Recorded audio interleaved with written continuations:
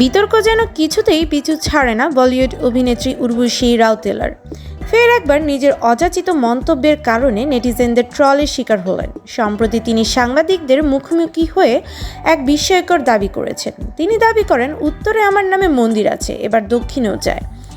ভারতে বদ্রীনাথ মন্দিরের পাশেই নাকি রয়েছে তার নামাঙ্কিত উর্বশী মন্দির। অভিনেত্রীর এই মন্তব্যের ভিডিও সোশ্যাল মিডিয়ায় ভাইরাল হতে হতবাক নেটপাড়া। অনেকে অভিনেত্রীর এই মন্তব্যকে মজা বলে উড়িয়ে দিতে চেয়েছেন, কিন্তু ভিডিওয়ে অভিনেত্রীকে বলতে শোনা গিয়েছে, আমি একেবারেই সিরিয়াস, ওখানে আমার নামে মন্দির রয়েছে, ভক্তরা প্রণাম করতে আসেন। এমনকি তিনি দাবি করেন দিল্লি বিশ্ববিদ্যালয়ের পড়ুয়ারাও নাকি সেখানে পূজা দিতে চান।